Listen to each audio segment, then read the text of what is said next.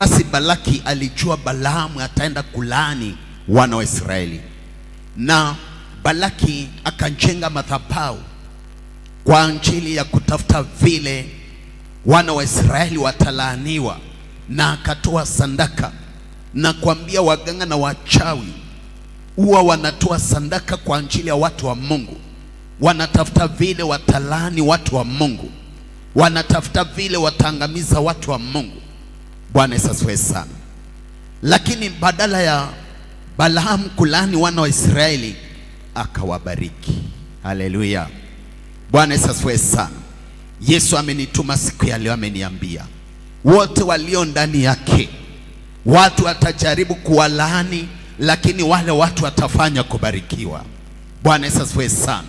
Maneno yatabadilishwa. Mungu atabadilisha laana kuwa baraka. Watajinua kwa maisha yako, lakini hawatafanikiwa.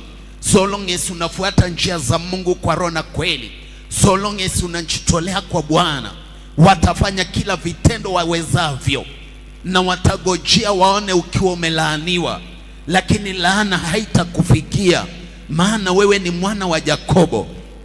Umesikia neno la Mungu pale inasema, basi Balaamu akauliza, utawezaje kulaani yule ambaye amebarikiwa? Kumaanisha ukiwa umebarikiwa na Mungu, watu watajaribu kukulaani, lakini haitafika.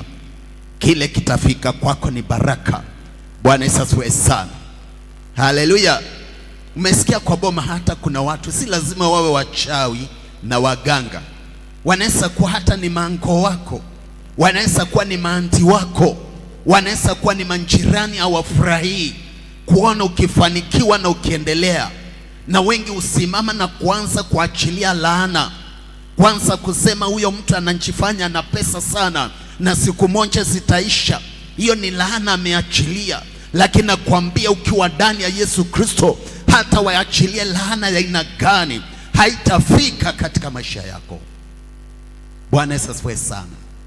Maana ulinzi wa Yesu ni wa kipekee. Kuna protection ya kipekee. Watu watapanga mambo kwako, watatoa sadaka zao, hata watajisacrifice wao. Wengine hutoa mavazi yao wanabaki uchi, ama wanatumia mavazi yao ya siri kwa ajili ya kukulaani. Na kuambia laana haitafika kwako. Pokea neema ya ulinzi wa Bwana Yesu Kristo.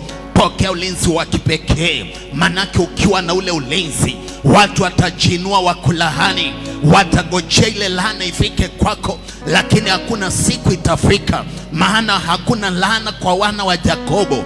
Wana wa Yakobo ni wale wanamtafuta Mungu kwa roho na kweli, maana Mungu anapenda watu wake. Na ulinzi wa Bwana Yesu Kristo, hakuna mchawi, hakuna mkanga, hakuna mwanadamu anaweza akapenya akaweza kuvunja zile baraka Mungu ameachilia kwako, ama akaweza kuvunja ile protection ya Bwana Yesu Kristo. Sema amen.